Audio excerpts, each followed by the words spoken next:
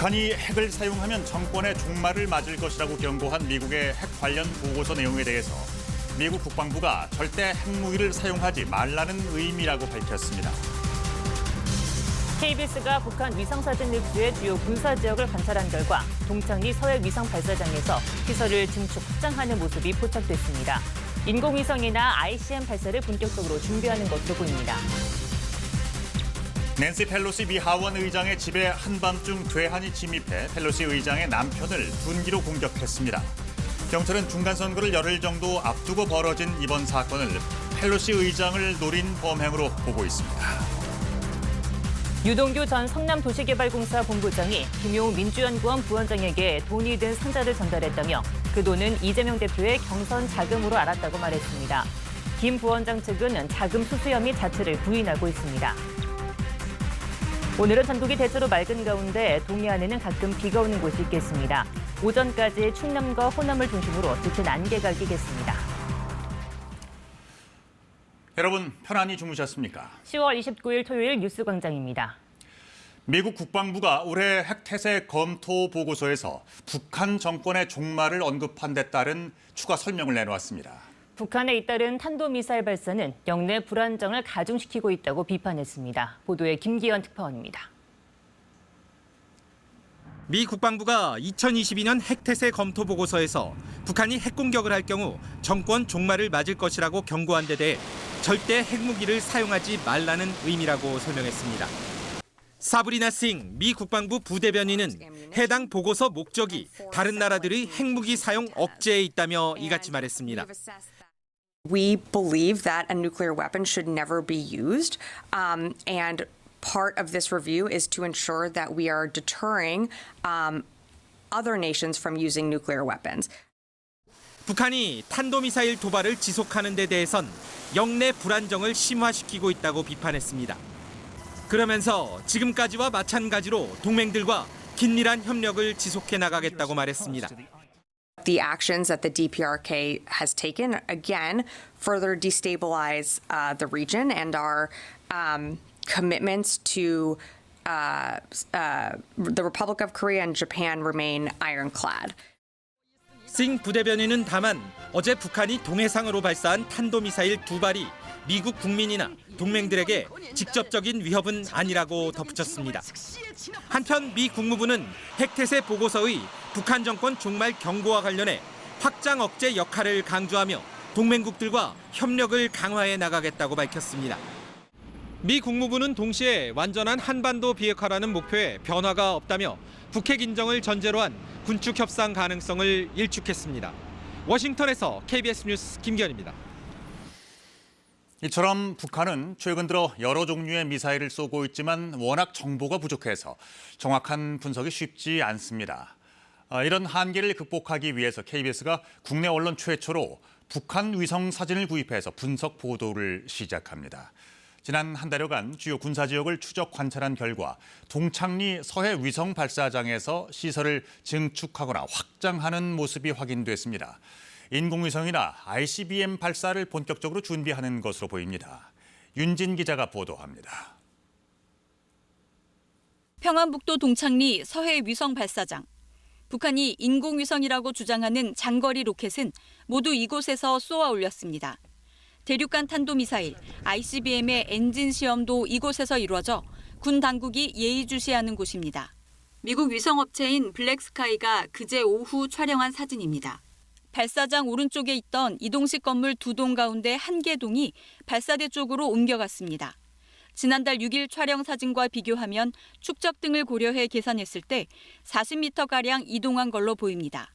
건물 주변엔 건축 자재로 추정되는 더미가 보입니다. 로켓 추진체를 조립하고 이동하는 이 조립동의 건물 높이를 높여 조립과 발사를 쉽게 하려는 움직임으로 보입니다. 겐트리 높이를 높이면 조립동에서 1단, 2단, 3단을 연결해요. 발사대로 이동을 해가지고 연료만 주입하고 발사한다고. 삼수라고 그래가지고 수직 조립, 수직 이동, 수직 발사 이렇게 얘기하거든요. 발사장 왼쪽으로는 길이 넓어지고 건물 2동이 신축되는 모습도 확인됩니다. 발사대 동남쪽에 위치한 엔진 시험장 쪽 변화는 더 확연합니다.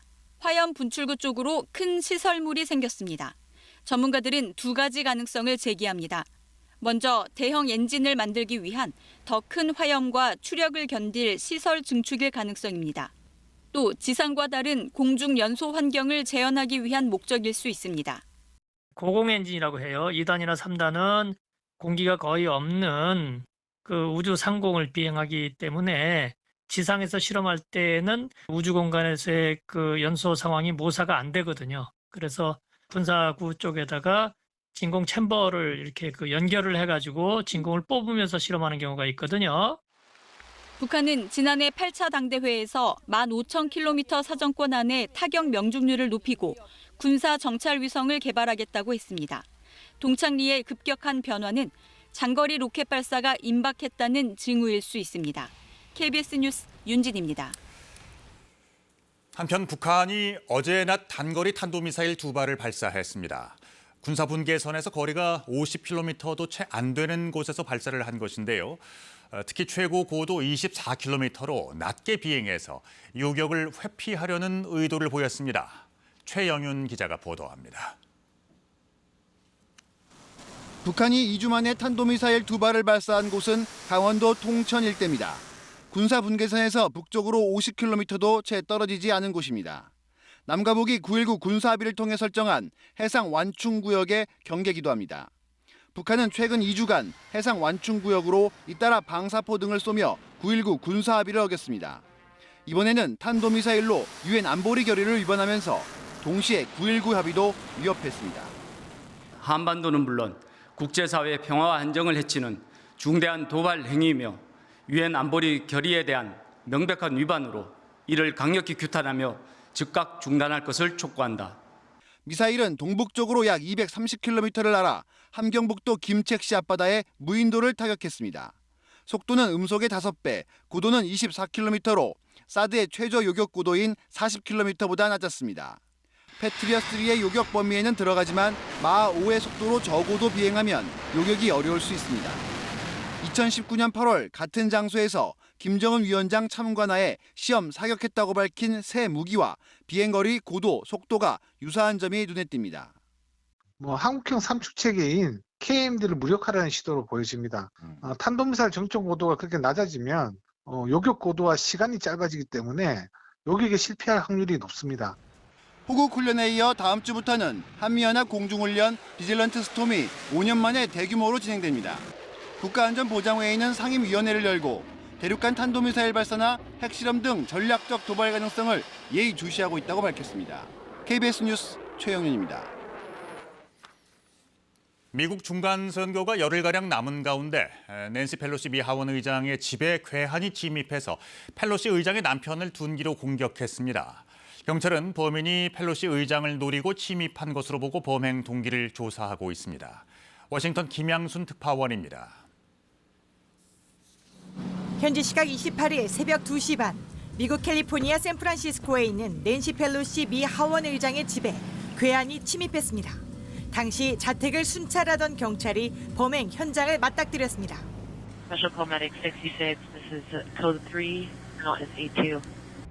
경찰은 현장에서 한 남성이 펠로시 의장의 남편과 둔기를 사이에 두고 몸싸움을 벌이다 둔기를 빼앗더니 펠로시 의장 남편의 머리 등을 가격했다고 밝혔습니다.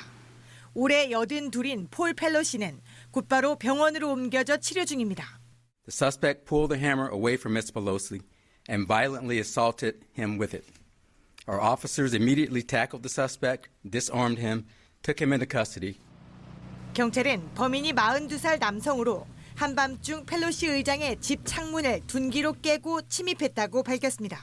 이어 집안에서 펠로시 이름을 부르며 찾아다니다 남편을 만나자 공격한 것으로 보고 하원 의장을 표적으로 한 의도적 범행으로 보고 있습니다.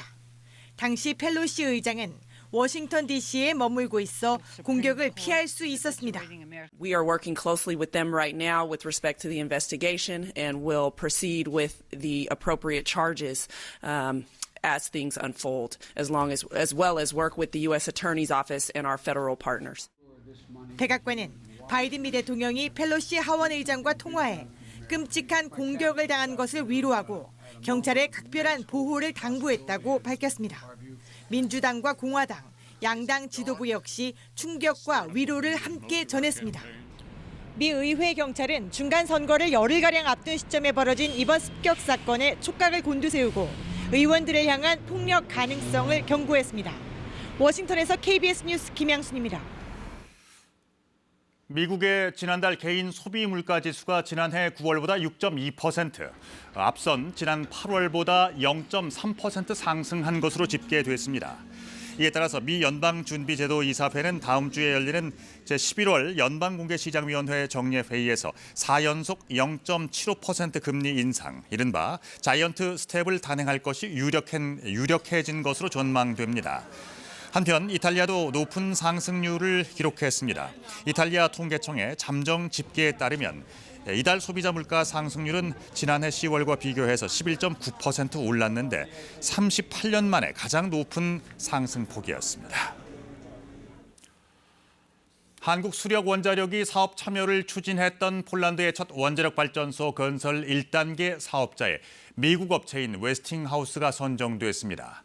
이 업체는 최근 미국 법원에 한수원을 상대로 다른 나라에 원전을 수출할 수 없도록 해달라는 소송을 제기한 바 있습니다. 뉴욕 한보경 특파원입니다. 미국 행정부가 현지 시각 28일 폴란드 정부가 첫 원자력 발전소 건설 1단계 사업자에 미국 정부와 웨스팅하우스를 선정했다고 밝혔습니다. 그랜홈 미국 에너지 장관은 폴란드 총리로부터 미국 정부와 웨스팅하우스를 400억 달러 규모의 폴란드 원전 건설 1단계 사업자로 발표했다는 소식을 들었다고 전했습니다. 폴란드 총리도 트위터를 통해 이 같은 사실을 공식화했습니다. 그랜홈 미국 에너지 장관은 폴란드 정부의 이번 결정은 대서양 동맹이 러시아의 에너지 무기화에 대항하는 데 하나로 뭉쳐있다는 것을 보여주는 선명한 메시지라며 에너지 안보에 있어 양국 공조는 더욱 공고할 것이라고 강조했습니다. I think it sends a clear message to Russia that the Atlantic Alliance stands together to diversify our energy supply, to strengthen climate cooperation, and to resist Russian weaponization of energy. 폴란드 신규 원전 사업은 6에서 9기가와트 규모의 가압 경수로 6기를 건설하는 사업으로 한국수력원자력, 미국 웨스팅하우스, 프랑스 EDF 등 3곳이 제안서를 제출한 바 있습니다. 한수원은 일단 고배를 마시게 됐는데 이번에 선정된 미국 원전기업 웨스팅하우스는 현지 시각 지난 21일 워싱턴 DC 연방지방법원에 한국수력원자력과 한국전력을 상대로 소송을 제기한 바 있습니다. 소송의 핵심 내용은 APR 1400으로 알려진 한국의 원전 건설 기술 기반이 자신들에게 있다며 한수원 등이 해외 원전 건설 수주에 나설 경우 미국 정부 허가를 받도록 한 원자력 에너지법을 적용해야 한다는 겁니다. 웨스팅하우스 협력 없이는 한국은 원전을 수출할 수 없다는 이른바 수출 통제가 골자입니다. 이 같은 소송을 제기한 직후 폴란드가 웨스팅하우스를 자국 원전 개발 업체로 선정하면서 이 소송 타격이 현실화되고 있다는 분석이 나오고 있습니다. 뉴욕에서 KBS 뉴스 한보경입니다. 김용 민주연구원 부원장에게 불법 정치자금을 건넨 혐의를 받고 있는 유동규 전 성남도시개발공사 본부장이 그 돈은 대선 자금이라고 주장했습니다. 유 전 본부장이 공개적으로 자금의 용도를 언급한 건 처음인데요. 직접적인 물증이 없다며 김용 부원장 측이 혐의를 부인하자 보다 구체적인 발언들을 내놓고 있습니다. 이화진 기자입니다. 대장동 사건 재판에 출석한 유동규 전 성남도시개발공사 본부장. 재판을 마치고 나오면서 김용 민주연구원 부원장에게 전달했다는 돈의 성격을 언급했습니다. 이게 대선 자금으로 쓰일 거라는 걸 좀 알고 계셨을까요? 경선 자금을 알고 있습니다. 이재명 민주당 대표의 대선 경선 자금으로 건넸다는 주장인데 돈의 용도를 공개적으로 거론한 건 이번이 처음입니다. 김용 부원장은 물증이 없다며 수수 혐의를 줄곧 부인해왔지만 유 전 본부장은 돈 전달 장소와 날짜 등을 기록한 남욱 변호사 측의 메모가 사실이라고 말했습니다. 또한 자신이 직접 돈이 든 상자를 전달받아 김 부원장에게 건넸다고 했습니다. 유 전 본부장은 김 부원장 등이 참여한 텔레그램 정무방이 있었다고도 주장해왔는데 해당 대화방 내용과 자금 전달 정황을 밝히기 위해 클라우드 비밀번호까지 검찰에 넘겼다고 밝혔습니다. 클라우드는 이제 제가 어떻든 소명할 수 있는 내용들, 그다음에 이제 진실에 입각해서 필요한 내용들은 다 제공하겠다. 재판 중에도 이재명 대표 관련 발언이 나왔습니다. 남욱 변호사는 직접 발언권을 얻어 이 대표가 대장동 개발에 관여했다는 취지로 진술했습니다. 남욱이 있으면 사업권을 주지 않겠다고 이재명이 말했다. 2014년 말 김만배 씨로부터 이런 얘기를 들었다는 겁니다. 또한 김만배 씨가 남욱 지분 25%와 본인 지분 12.5%를 제외한 나머지는 이재명 시장 측 지분이다라는 말을 했다고도 주장했습니다. 하지만 같은 재판에 증인으로 출석한 정영학 회계사는 사업권과 관련해 이재명 대표 이야기는 들은 적이 없고 기억이 나지 않는다고 했습니다. 검찰은 김용 부원장 구속기간을 다음 달 7일까지 열흘 더 연장했습니다. KBS 뉴스 이화진입니다.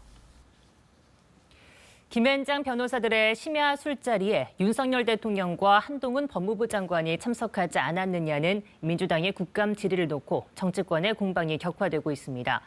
윤 대통령은 직접 나서서 가짜뉴스 선동이라고 했고 국민의힘은 이런 질의를 한 민주당 김의겸 의원을 윤리위에 제소했습니다. 한편 민주당은 국감장에서의 의혹 제기는 당연한 거라며 대통령은 비속어 논란부터 사과하라고 했습니다. 신선민 기자입니다. 윤석열 대통령은 이른바 심야 술자리 질문에 불쾌감을 표시했습니다. 다른 질문 없으십니까? 그런 저급하고 유치한 가짜뉴스 이제 선동은 국민을 무시하는 거니까 언급이 나온다는 자체도 막 국격에 관계되는 문제 아니겠습니까? 국민의힘은 법무부 국정감사에서 해당 의혹을 질의한 민주당 김의겸 의원을 국회 윤리특위에 제소했습니다. 모욕적 발언으로 품위 유지 의무를 위반했다는 겁니다.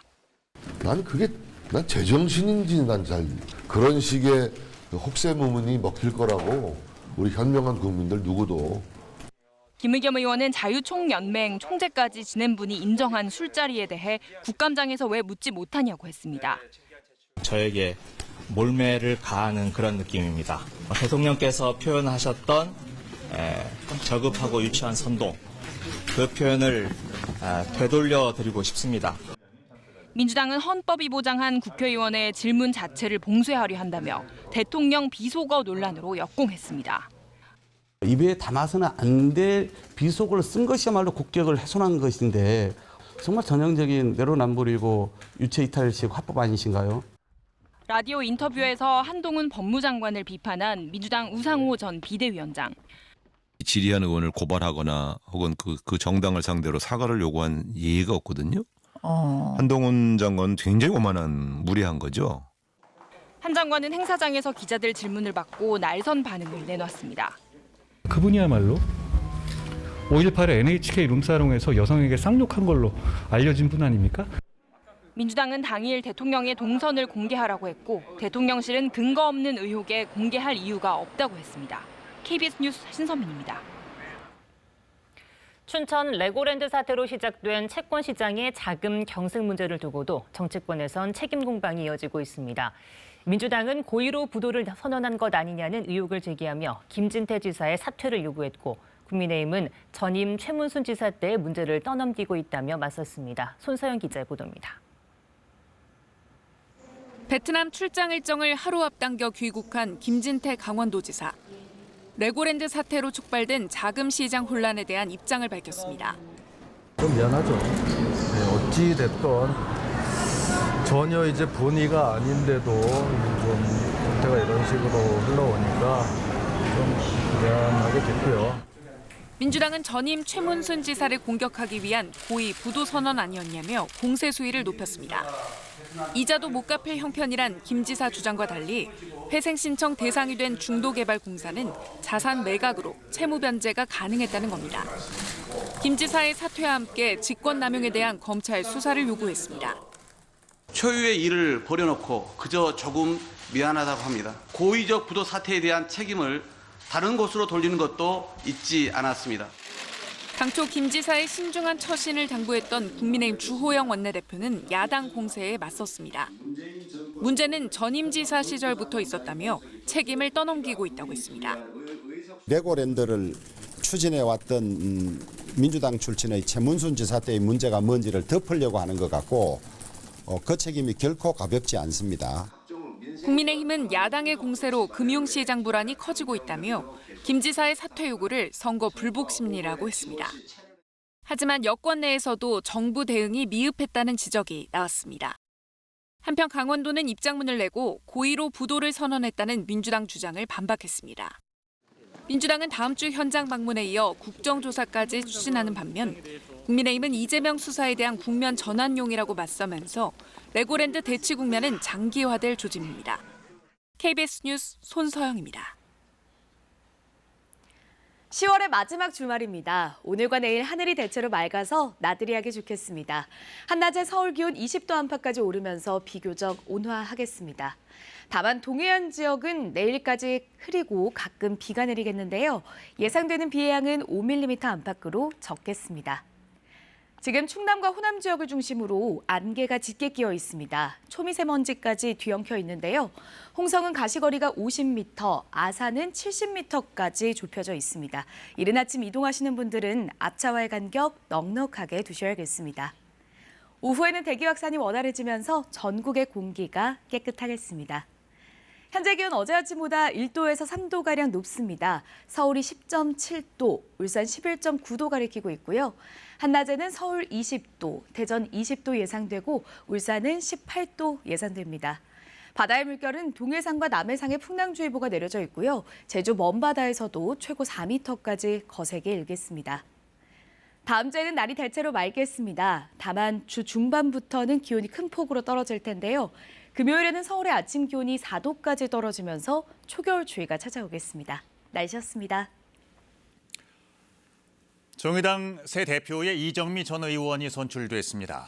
정의당은 뚜렷한 인물과 노선이 없다는 평가 속에 대선과 지방선거에서 연이어 참패했었죠. 이 대표는 당을 재건해서 다음 총선을 승리로 이끌겠다는 포부를 밝혔습니다. 이호준 기자입니다. 정의당 신임 대표의 이정미 전 의원이 선출됐습니다. 63.05%의 득표율. 2019년 당대표에서 물러난 지 3년 만에 복귀입니다. 그 사이 정의당은 대선과 지방선거에서 연이어 참패했고 최근엔 당원들로부터 비례대표 5명 총사퇴라는 극약 처방까지 요구받았던 만큼 이 대표 취임 일성 역시 당의 재건이었습니다. 저에게 주어진 2년의 시간 동안 정의당을 반드시 일으켜야 한다는 그 절박함, 그 심정으로 혼신의 힘을 다하겠습니다. 하지만 현실은 녹록치 않습니다. 대중의 외면은 물론 당의 경직성에 대한 비판이 내부에서도 나옵니다.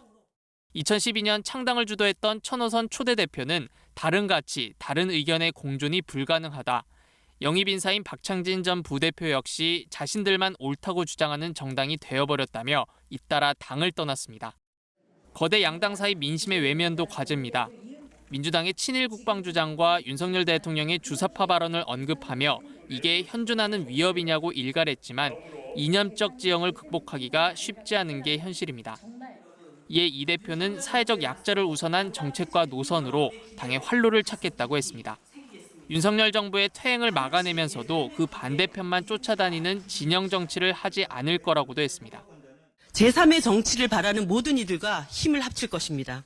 재건과 혁신 재창당의 성공으로 반드시 총선 승리의 길을 열어가겠습니다. 정의당이 가려는 제3의 길이 열릴 수 있을지 만만치 않은 과제가 이 대표 앞에 놓였습니다. KBS 뉴스 이호준입니다. 박순애 장관 사퇴 52일 만에 사회부총리 겸 교육부 장관 후보자로 지명이 된 이주호 후보자에 대한 인사청문회가 어제 열렸습니다. 이 후보자는 이명박 정부에서 장관으로서 추진했던 자사고 등 정책에 대한 야당의 비판에 일부 부작용을 인정하고 사과했습니다. 이 후보자가 이사장을 맡았던 교육 관련 협회에 사교육 업체가 기부금을 낸 데 대해서는 이해 충돌 가능성이 제기됐습니다. 윤나경 기자입니다. 윤석열 정부에서 처음 열린 사회부총리 겸 교육부 장관 후보자 인사청문회.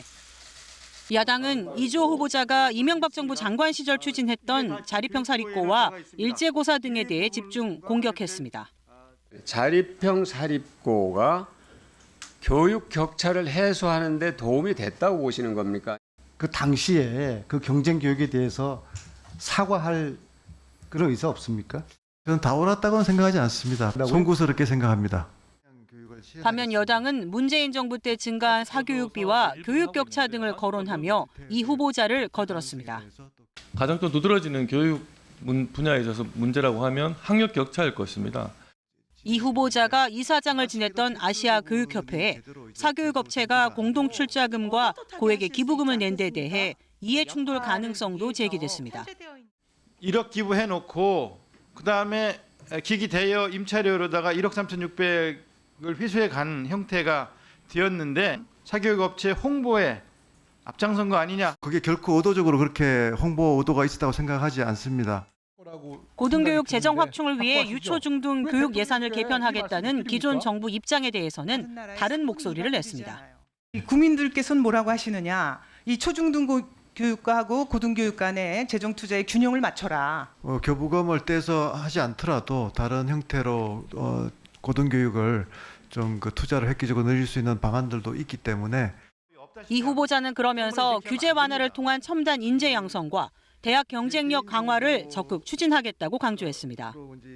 윤석열 대통령 부인 김건희 여사 논문 표절 의혹엔 최종 책임은 대학에 있다는 기존 입장을 거듭 밝혔습니다. KBS 뉴스 윤나경입니다. 지난 26일 경북 봉화 한 광산에 매몰 사고로 고립돼 있는 작업자 2명에 대한 구조 작업이 나흘째 이어지고 있습니다. 해당 채굴업체에서는 2달 전에도 매몰 사고로 사상자가 발생한 바 있어서 작업장 안전 관리에 대한 비판이 나오고 있습니다. 김지홍 기자입니다. 지난 26일 오후 6시쯤 갱도 붕괴로 작업자 2명이 지하 190m 지점에 고립된 봉화의 아연 채굴광산. 나흘째 구조 작업이 이어지고 있습니다. 사고 갱도 옆 또 다른 갱도를 통해 사고 현장에 접근하고 있는데 1시간에 1m꼴로 안반을 발파하는 시기여서 현장 도달까지는 하루나 이틀 정도 더 걸릴 예정입니다. 작업자들의 생사 여부는 아직 확인되지 않았습니다. 소방당국은 다만 갱도 안에 통로가 여러 개 있어 산소도 유입될 수 있고 대피 공간도 나올 수 있기 때문에 생존 가능성이 충분한 것으로 보고 있습니다. 발파를 하면서 들어가는 것도 이제 구조자가 발파 소리를 들으면은 희망을 갖기 때문에 조금이라도 발파를 하면서 지금 진행을 하고 있습니다. 소방당국의 신고가 늦어진 부분에 대해 매몰 작업자 가족들은 항의했고 채굴업체 대표는 법적으로 문제가 드러나면 책임지겠다고 밝혔습니다. 앞서 지난 8월 이 채굴업체가 담당하는 또 다른 갱도에서도 붕괴 사고가 나 한 명은 구조됐지만 다른 한 명은 숨졌습니다. 이 때문에 중대재해처벌법 적용 대상으로 조사를 받던 중 또 사고가 발생한 겁니다. 전문가들은 80년 이상 된 광산에서 안반이 약해질 수 있는 만큼 갱도에 대한 안전 조치가 부실했던 것 아니냐고 지적합니다. 통화가 진행이 되자 하중을 이제 계속 이제 받는 상태가 되니까 균열이라든지 이런 게 이제 심해지잖아요. 커진 것만큼 밑에서 이제 받침을 이제 보강을 해줘야 되는데. 최근 10년 동안 국내 광산의 재해 사고는 350건. 이 중 65%가 숨지거나 중상을 입은 만큼 광산 현장에 대한 안전 대책 마련이 시급합니다. KBS 뉴스 김지용입니다. 주말인 오늘 서울 도심권에서 대규모 집회와 행진이 잇따라 열려서 교통 혼잡이 예상됩니다. 서울경찰청은 오늘 세종대로 등 집회와 행진이 예정돼 있는 일부 구간의 교통을 통제할 예정입니다. 오늘 오전에는 세종대로 일대에 집회를 위한 무대가 설치되고 오후에는 이 일대에 만여 명 이상이 참석하는 대규모 집회가 여러 개 열립니다. 집회 구간에는 가변차로가 운영되고 세종교차로는 좌회전과 유턴이 금지됩니다. 경찰은 세종, 태평, 남대문 교차로 등을 피해서 우회하거나 대중교통을 이용해 줄 것을 당부했습니다. 네, 사회적 거리 두기가 해제된 이후 첫 할로윈을 앞두고 있죠. 3년 만에 실외 마스크 없이 즐기는 할로윈에 거리 곳곳이 밤새 북적였는데요. 경찰은 평소보다 순찰 인원을 늘려서 만일의 사고에 대비하기로 했습니다. 최은진 기자의 보도입니다.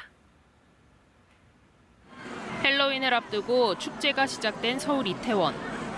사회적 거리 두기가 해제되고 3년 만에 맞는 축제인 만큼 발 디딜 틈 없이 많은 인파가 몰렸습니다. 특이한 괴물 분장을 하거나 유명 캐릭터 옷을 입은 사람들을 곳곳에서 볼 수 있고 미리 할로윈 분장을 하지 못한 사람들은 거리에서 즉석 분장을 하기도 합니다. 마스크를 벗고 축제를 즐길 수 있다는 생각에 시민들은 한껏 들뜬 모습입니다. 3년 만에 이렇게 밖에 나오게 되니까 너무 기뻐요. 제가 이제 케찹을 해가지고 해가지고 이렇게 햄버거라든지 감자튀김, 콜라 친구를 만나서 같이 친구가 돼야겠다 생각을 하고 나왔어요. 술집과 식당들은 헬로윈을 상징하는 귀신 인형과 소품 장식을 내걸고 손님 맞이에 나섰습니다. 코로나19로 피해를 입었던 상인들은 거리두기 없는 이번 헬로윈에 거는 기대가 큽니다. 네, 올해는 거리 제한도 풀리고 해가지고 저희가 좀 더 많은 손님들에게 음식을 제공할 수 있는 시간이 있어서 더 좋은 것 같아요. 그래도 100인분 정도 더 준비를 했던 것 같아요. 많이 올 거라고 기대를 하고 있었습니다. 경찰은 이번 주말 매일 10만 명 이상이 이태원 등을 찾을 것으로 보고 있습니다. 사고에 대비하기 위해 200명 이상의 경찰 인력을 배치하고 불법 촬영과 강제추행 등에 대한 범죄 단속을 강화할 예정입니다. 또 최근 유흥가를 중심으로 마약 범죄가 늘고 있는 만큼 마약류 단속도 강화됩니다. KBS 뉴스 최은진입니다. 자신의 아내와 두 아들을 살해한 40대 남성에 대한 구속영장이 어제 발부됐습니다. 이 남성은 자신이 잘못한 게 맞다면서도 피해자들에게 책임을 전가하는 발언을 하기도 했습니다. 문예슬 기자입니다. 경기도 광명에서 아내와 두 아들을 살해한 혐의를 받는 A씨의 구속영장이 발부됐습니다. 재판부는 범죄의 중대성으로 인해 도망에 염려가 있다며 영장 발부 사유를 밝혔습니다. A씨는 영장 심사를 받기 전 취재진을 만나 자신이 잘못했다고 밝혔습니다. 어떤 생각하시고 그렇게 하신 건지. 미안합니다. 제가 잘못한 거 맞습니다. 범행은 사건 2, 3일 전부터 계획했다고 했습니다. 어떤 불화가 있었느냐는 물음에는 ATM 기계처럼 일만 시켰다. 조금씩 울화가 차서 그런 것 같다고 횡설수설하며 책임을 피해자에게 돌리기도 했습니다. A씨는 지난 25일 새 모자를 살해한 뒤 아이들이 숨진 것 같다며 직접 119에 신고했습니다.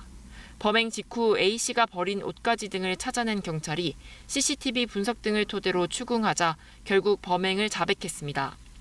경찰은 A씨가 CCTV 사각지대를 골라서 움직이거나 범행을 한 뒤 2시간가량 인근 PC방에 머무르며 알리바이를 만든 점 등에 밀어 치밀한 계획범죄로 보고 있습니다. 범행에 쓰인 둔기를 한 달 전에 구매한 사실도 확인했습니다. 경찰은 가족 간 범죄라 피해자들의 신상이 노출될 가능성이 있는 만큼 A씨의 신상 정보는 공개하지 않기로 했습니다. 숨진 부인과 두 아들은 부검을 마친 뒤 빈소 없이 장례를 마쳤습니다. 경찰은 A씨의 휴대전화를 포렌식하는 등 보강 수사를 마치고 다음 주쯤 사건을 검찰로 송치할 예정입니다. KBS 뉴스 문예슬입니다. 필리핀 남부 지역에 홍수와 산사태가 일어나 최소 67명이 숨졌습니다.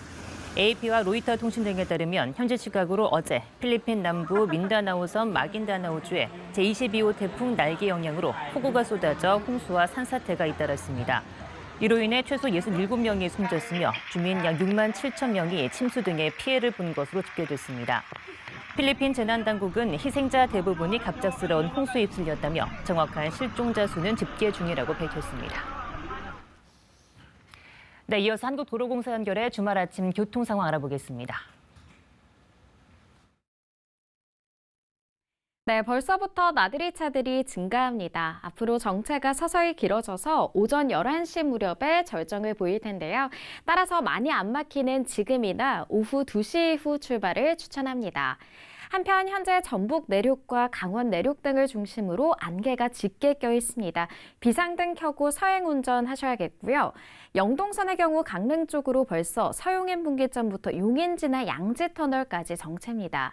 그리고 수도권 제일순환선 판교에서 일산 쪽, 노으지 분기점 1차로에서는 사고를 처리하고요. 구리에서 판교 쪽으로는 토평 일대 교통량으로 인해 주춤합니다. 그리고 서울 양양선 양양 쪽 정체가 빠르게 길어지면서 남양주 요금소부터 화도까지 7km 구간 정체고요. 광주 원주선도 원주 방향 초월 일대에서 짧게 속도 내려갑니다. 안전띠 착용 잊지 마시고요. 고속도로 교통방송이었습니다. 오늘과 내일 깊어가는 가을을 만끽하기 좋겠습니다. 하늘이 대체로 맑을 텐데요. 한낮에는 서울 기온 20도 안팎으로 비교적 온화하겠습니다. 하지만 동해안 지역은 내일까지 흐리겠고 가끔 비가 내리겠습니다. 예상되는 비의 양은 5mm 안팎으로 적겠습니다. 앞서 보신 것처럼 지금 충남과 호남 지역을 중심으로 안개가 짙게 끼어 있습니다. 초미세먼지까지 엉켜서 가시거리가 매우 짧은데요. 홍성의 가시거리가 50m, 아산은 70m밖에 되질 않습니다. 안개 등을 적절히 활용을 해주셔야겠습니다. 오후에는 대기 확산이 원활해지면서 전국의 공기가 깨끗하겠습니다. 현재 기온 어제보다 조금 높고요. 한낮 기온은 서울 20도, 부산 20도 예상됩니다. 날씨였습니다. 미 국방부가 올해 핵태세 검토 보고서에서 북한 정권의 종말을 언급한 데 따른 추가 설명을 내놓았습니다. 북한에 잇따른 탄도미사일 발사는 영내 불안정을 가중시키고 있다고 비판했습니다. 보도에 김기환 특파원입니다. 미 국방부가 2022년 핵태세 검토 보고서에서 북한이 핵공격을 할 경우 정권 종말을 맞을 것이라고 경고한 데 대해 절대 핵무기를 사용하지 말라는 의미라고 설명했습니다.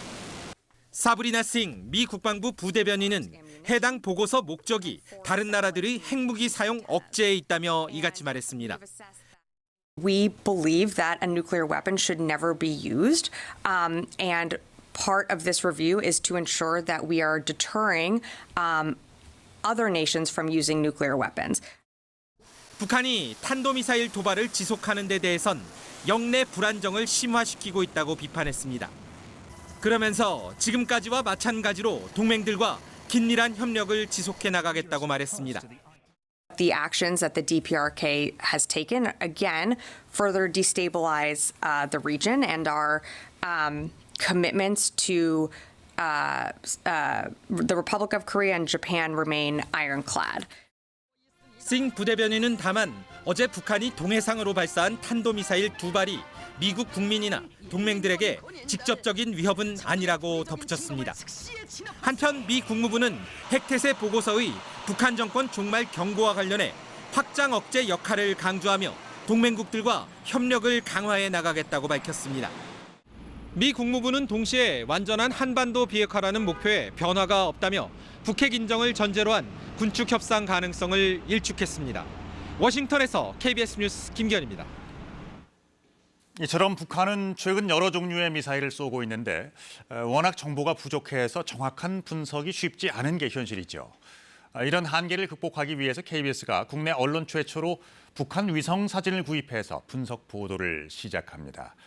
지난 한 달여 동안 주요 군사 지역을 추적 관찰해 본 결과 동창리 서해 위성 발사장에서 시설을 증축하거나 확장하는 모습이 확인됐습니다. 인공위성이나 ICBM 발사를 본격적으로 준비하는 것으로 보입니다. 윤진 기자가 보도합니다. 평안북도 동창리 서해 위성 발사장.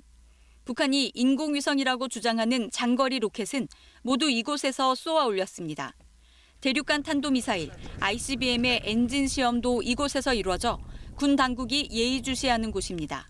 미국 위성업체인 블랙스카이가 그제 오후 촬영한 사진입니다. 발사장 오른쪽에 있던 이동식 건물 2동 가운데 한 개 동이 발사대 쪽으로 옮겨갔습니다. 지난달 6일 촬영 사진과 비교하면 축적 등을 고려해 계산했을 때 40m가량 이동한 걸로 보입니다. 건물 주변엔 건축 자재로 추정되는 더미가 보입니다. 로켓 추진체를 조립하고 이동하는 이 조립동의 건물 높이를 높여 조립과 발사를 쉽게 하려는 움직임으로 보입니다. 겐트리 높이를 높이면 조립동에서 1단, 2단, 3단을 연결해요. 발사대로 이동을 해가지고 연료만 주입하고 발사한다고. 삼수라고 그래가지고 수직 조립, 수직 이동, 수직 발사 이렇게 얘기하거든요. 발사장 왼쪽으로는 길이 넓어지고 건물 2동이 신축되는 모습도 확인됩니다. 발사대 동남쪽에 위치한 엔진 시험장 쪽 변화는 더 확연합니다. 화염 분출구 쪽으로 큰 시설물이 생겼습니다. 전문가들은 2가지 가능성을 제기합니다. 먼저 대형 엔진을 만들기 위한 더 큰 화염과 추력을 견딜 시설 증축일 가능성입니다. 또 지상과 다른 공중 연소 환경을 재현하기 위한 목적일 수 있습니다. 고공 엔진이라고 해요. 2단이나 3단은 공기가 거의 없는 그 우주 상공을 비행하기 때문에 지상에서 실험할 때는 우주 공간에서의 그 연소 상황이 모사가 안 되거든요. 그래서 군사구 쪽에다가 진공 챔버를 이렇게 그 연결을 해가지고 진공을 뽑으면서 실험하는 경우가 있거든요. 북한은 지난해 8차 당대회에서 15,000km 사정권 안에 타격 명중률을 높이고 군사 정찰 위성을 개발하겠다고 했습니다. 동창리의 급격한 변화는 장거리 로켓 발사가 임박했다는 징후일 수 있습니다. KBS 뉴스 윤진입니다. 네, 우크라이나 소식입니다. 전쟁은 어린이나 노약자, 또 장애인들에게 특히나 더 가혹하죠. 우크라이나 키우 현지의 KBS 취재진이 한 복지시설을 찾아 힘겹게 전쟁을 버텨내고 있는 그들의 이야기를 들어봤습니다. 유호윤 특파원입니다. 키이우 외곽에 위치한 옛 소련식 건물. 장애인과 고령자 280여 명이 모여 사는 복지시설입니다. 낡은 엘리베이터를 타고 주거 공간으로 갔습니다. 할아버지 할머니들이 바깥 소식을 알려주는 구형 텔레비전 앞을 떠나지 못합니다. 전투가 가장 치열한 동부 돈바스에서 피난으로 온 세르이 씨. Я почему здесь живу, потому что нет родных. И я уже живу в интернате 26 лет. Организация «Лекари без кордонов». 하지만 이곳도 그리 안전하지 못합니다. 최근 러시아의 공습으로 시설 안에 있는 건물 한 채가 무너졌습니다. 30 марта 2022 года произошло обрушение в результате повреждения снаряда, от снаряда или какого-то прилета. Это не установленный факт. Но произошло обрушение, никто не пострадал, в этот момент никого не было. 공습 사이렌이 울려도 대부분 거동이 불편해 대피는커녕 아무 일 없기만 기도할 뿐입니다. 발전소 폭격 이후 잦은 정전으로 식사 준비조차 버거운 일이 됐습니다. Большинство людей опускаются сюда, но во втором корпусе, там, где самообслуживающиеся люди, есть 30 человек, которые не могут опуститься. Им тоже приходится поднимать. 소아마비와 청각장애로 의사소통이 어려운 세르게이 씨. 휴대전화로 한자 한자 어렵게 적어가며 나눈 대화에서 전쟁의 공포를 털어놓습니다. 마지막으로 소망을 물어봤습니다. 돌아온 대답은 평화 그게 다야. KBS 뉴스 유호윤입니다. 경남 창녕에서 학교 앞 횡단보도를 건너던 9살 초등학생이 우회전하던 차량에 치여 숨졌습니다. 사고가 난 곳은 어린이 보호구역으로 학교와는 불과 100여 미터 거리인데요.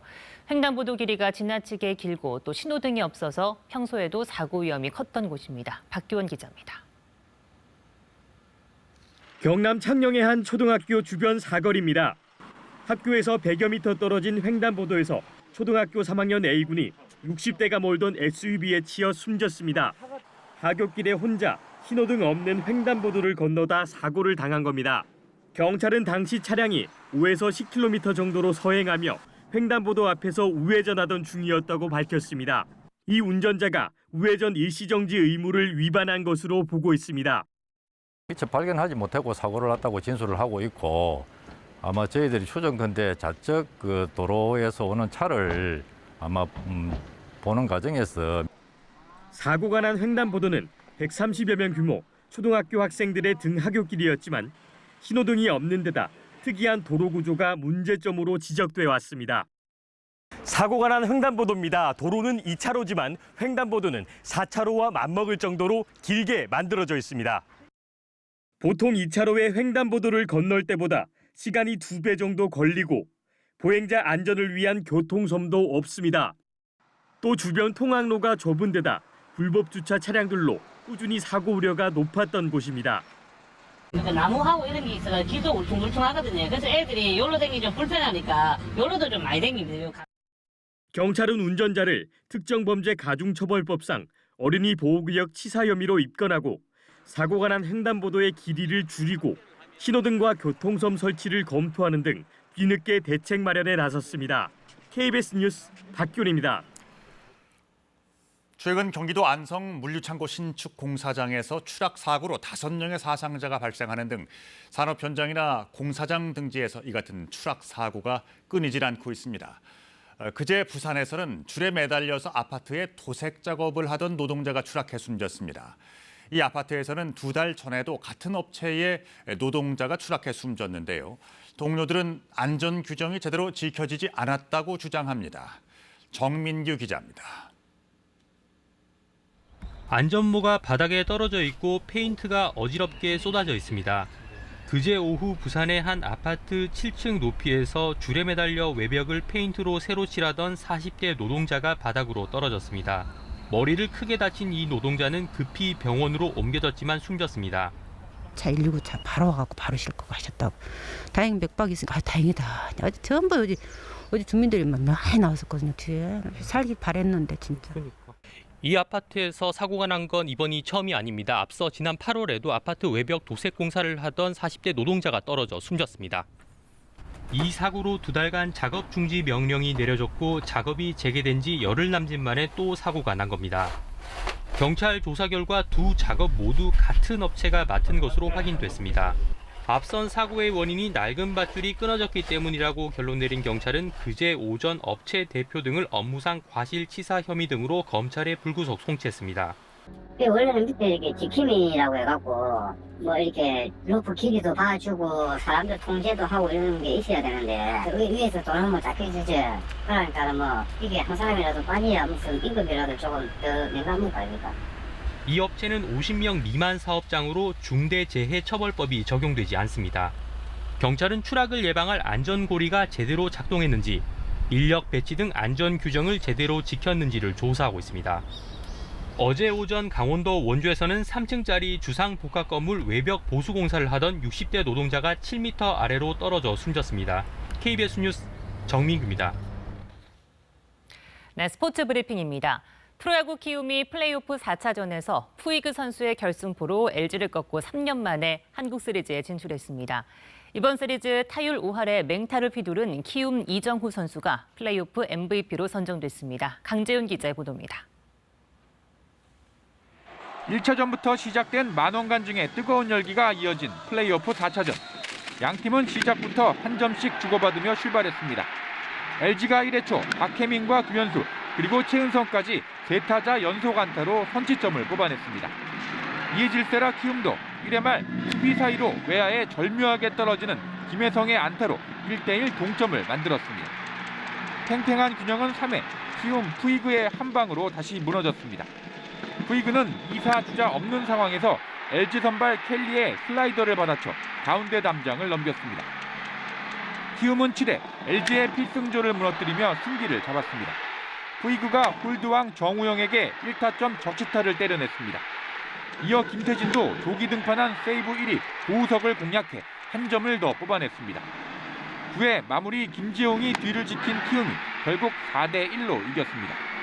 시리즈 전적 3승 1패로 2019년 이후 3년 만에 한국 시리즈에 진출한 키움은 창단 첫 우승에 도전하게 됐습니다. 5차전까지 가면은 선발 투수 로테이션도 힘들고 4차전에서 끝내는 게 제일 좋은 목표였었는데 코리안 시리즈 올라가가지고 좋은 도전하는 모습 보여드릴 수 있을 것 같습니다.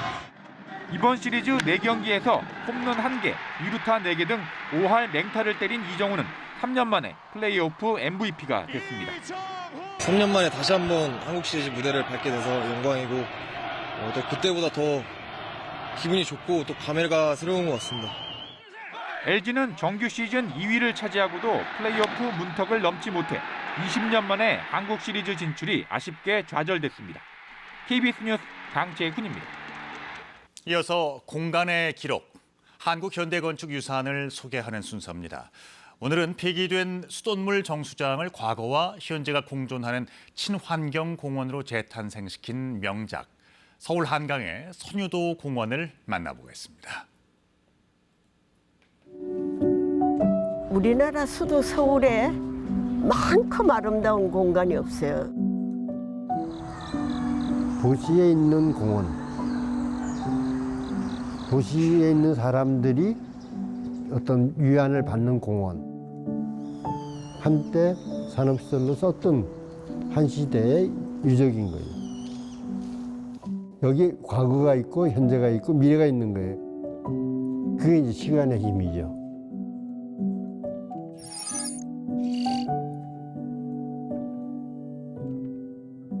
(1999년) 가을에 현상국무가 나왔어요. 한 20년 동안 운영되던 이 수돗물 공장을 바꿔서 공원으로 만들자.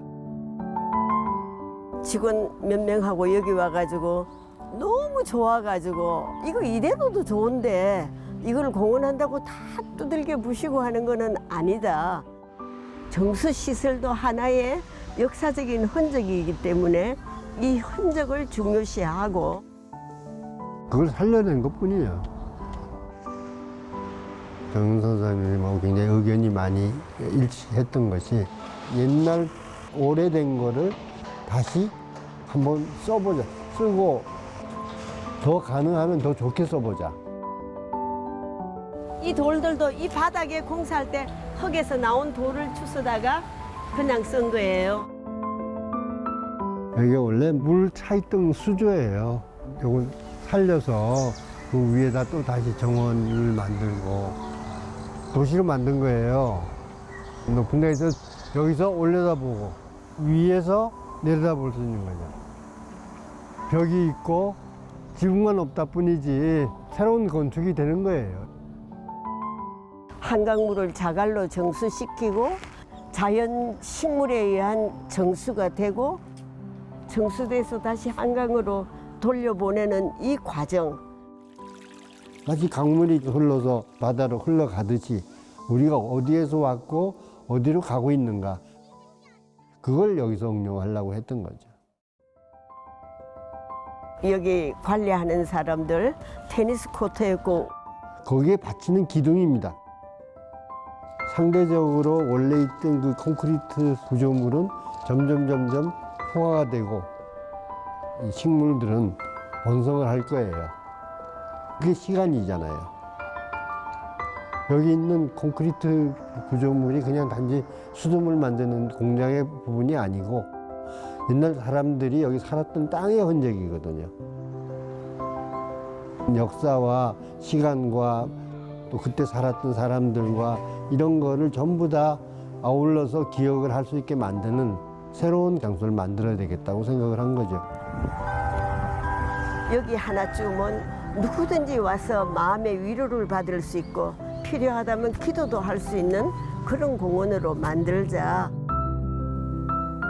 기억은 지워지는 거고 그렇지만 중요한 어떤 부분들을 조금씩 남겨놓는다는 것은 많은 것을 더 소유할 수 있게 되거든요.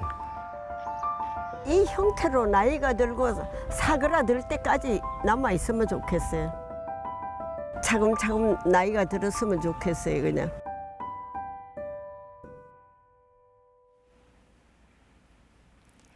(10월의) 마지막 주말입니다. 가을의 단풍도 절정을 향해 가고 있는데요.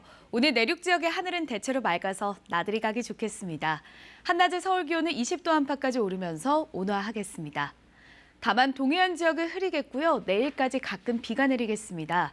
예상되는 비의 양은 5mm 안팎으로 적겠습니다. 지금 충남과 호남 지역을 중심으로 안개가 짙게 끼어 있습니다. 이 지역은 초미세먼지 농도도 나쁨 단계 보이고 있는데요. 오전까지는 공기가 탁하겠지만 오후에는 대기 확산이 원활해지면서 전국의 공기가 깨끗하겠습니다. 현재 기온 어제 아침보다 1도에서 3도가량 높습니다. 서울이 10.4도, 대구 9.1도 가리키고 있고요. 한낮에는 서울이 20도, 진주 21도, 광주 22도까지 오르겠습니다. 바다의 물결은 동해상과 남해상에 풍랑주의보가 발효 중이고요. 제주 먼바다에서 최고 4m까지 매우 높게 일겠습니다. 다음 주에는 대체로 맑은 날씨가 예상되는데요. 기온 변화가 크겠습니다. 특히 주 중반부터 날이 급격하게 추워질 텐데 금요일에는 서울의 아침 기온이 4도까지 떨어지면서 초겨울 추위가 찾아오겠습니다. 날씨 정보 전해드렸습니다. 북한이 핵을 사용하면 정권의 종말을 맞게 될 것이라고 경고한 미국의 핵 관련 보고서 내용에 대해서 미 국방부가 절대 핵무기를 사용하지 말라는 의미라고 밝혔습니다. KBS가 북한 위성사진을 입수해 주요 군사 지역을 관찰한 결과 동창리 서해 위성 발사장에서 시설을 증축 확장하는 모습이 포착됐습니다. 인공위성이나 ICM 발사를 본격적으로 준비하는 것으로 보입니다. 한국수력원자력이 사업 참여를 추진했던 폴란드의 첫 원자력 발전소 건설 1단계 사업자에 미국의 웨스팅하우스가 선정됐습니다. 이 업체는 한수원의 원전 수출을 제한해달라며 최근에 소송을 제기한 곳입니다. 유동규 전 성남도시개발공사 본부장이 김용 민주연구원 부원장에게 돈이 든 상자를 전달했다며 그 돈은 이재명 대표의 경선 자금으로 알았다고 말했습니다. 김 부원장 측은 자금 수수 혐의 자체를 부인하고 있습니다. 네, 뉴스광장 2부 계속 이어집니다. 미 국방부가 올해 핵태세 검토 보고서에서 북한 정권의 종말을 언급한 데 따른 추가 설명을 내놓았습니다. 북한의 잇따른 탄도미사일 발사는 영내 불안정을 가중시키고 있다고 비판했습니다. 보도에 김기현 특파원입니다. 미 국방부가 2022년 핵태세 검토 보고서에서 북한이 핵공격을 할 경우 정권 종말을 맞을 것이라고 경고한 데 대해 절대 핵무기를 사용하지 말라는 의미라고 설명했습니다. 사브리나 싱 미 국방부 부대변인은 해당 보고서 목적이 다른 나라들의 핵무기 사용 억제에 있다며 이같이 말했습니다. We believe that a nuclear weapon should never be used, and part of this review is to ensure that we are deterring other nations from using nuclear weapons. 북한이 탄도미사일 도발을 지속하는 데 대해선 영내 불안정을 심화시키고 있다고 비판했습니다. 그러면서 지금까지와 마찬가지로 동맹들과 긴밀한 협력을 지속해 나가겠다고 말했습니다. The actions that the DPRK has taken, again, further destabilize the region, and our commitments to the Republic of Korea and Japan remain ironclad. 싱 부대변인은 다만 어제 북한이 동해상으로 발사한 탄도미사일 2발이 미국 국민이나 동맹들에게 직접적인 위협은 아니라고 덧붙였습니다. 한편 미 국무부는 핵태세 보고서의 북한 정권 종말 경고와 관련해 확장 억제 역할을 강조하며 동맹국들과 협력을 강화해 나가겠다고 밝혔습니다.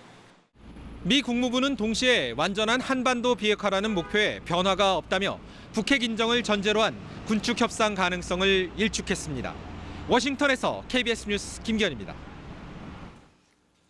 이렇게 북한은 최근 들어서 여러 종류의 미사일을 쏘고 있지만 워낙 정보가 부족해서 정확한 분석이 쉽지 않은 게 현실입니다. 이런 한계를 극복하기 위해서 KBS가 국내 언론 최초로 북한 위성 사진을 구입해서 분석 보도를 시작합니다. 지난 한 달여간 주요 군사 지역들을 추적 관찰한 결과 동창리 서해 위성 발사장에서 시설을 증축하거나 확장하는 모습이 확인됐습니다. 인공위성이나 ICBM 발사를 본격적으로 준비하고 있는 것으로 보입니다. 윤진 기자가 보도합니다. 평안북도 동창리 서해 위성 발사장. 북한이 인공위성이라고 주장하는 장거리 로켓은 모두 이곳에서 쏘아 올렸습니다. 대륙간 탄도미사일 ICBM의 엔진 시험도 이곳에서 이루어져 군 당국이 예의주시하는 곳입니다. 미국 위성업체인 블랙스카이가 그제 오후 촬영한 사진입니다. 발사장 오른쪽에 있던 이동식 건물 2동 가운데 한 개 동이 발사대 쪽으로 옮겨갔습니다. 지난달 6일 촬영 사진과 비교하면 축적 등을 고려해 계산했을 때 40m가량 이동한 걸로 보입니다. 건물 주변엔 건축 자재로 추정되는 더미가 보입니다. 로켓 추진체를 조립하고 이동하는 이 조립동의 건물 높이를 높여 조립과 발사를 쉽게 하려는 움직임으로 보입니다. 겐트리 높이를 높이면 조립동에서 1단, 2단, 3단을 연결해요. 발사대로 이동을 해가지고 연료만 주입하고 발사한다고. 삼수라고 그래가지고 수직 조립, 수직 이동, 수직 발사 이렇게 얘기하거든요. 발사장 왼쪽으로는 길이 넓어지고 건물 2동이 신축되는 모습도 확인됩니다. 발사대 동남쪽에 위치한 엔진 시험장 쪽 변화는 더 확연합니다. 화염 분출구 쪽으로 큰 시설물이 생겼습니다. 전문가들은 2가지 가능성을 제기합니다. 먼저 대형 엔진을 만들기 위한 더 큰 화염과 추력을 견딜 시설 증축일 가능성입니다. 또 지상과 다른 공중 연소 환경을 재현하기 위한 목적일 수 있습니다. 고공 엔진이라고 해요. 2단이나 3단은 공기가 거의 없는 그 우주 상공을 비행하기 때문에 지상에서 실험할 때는 우주 공간에서의 그 연소 상황이 모사가 안 되거든요. 그래서 군사구 쪽에다가 진공 챔버를 이렇게 그 연결을 해가지고 진공을 뽑으면서 실험하는 경우가 있거든요. 북한은 지난해 8차 당대회에서 15,000km 사정권 안에 타격 명중률을 높이고 군사 정찰 위성을 개발하겠다고 했습니다. 동창리의 급격한 변화는 장거리 로켓 발사가 임박했다는 징후일 수 있습니다. KBS 뉴스 윤진입니다. 북한이 어제 낮 단거리 탄도미사일 2발을 발사했습니다. 군사분계선에서 거리가 50km도 채 안 되는 곳에서 발사를 한 것인데요. 특히 최고 고도 24km로 낮게 비행해서 요격을 회피하려는 의도를 보였습니다. 최영윤 기자가 보도합니다.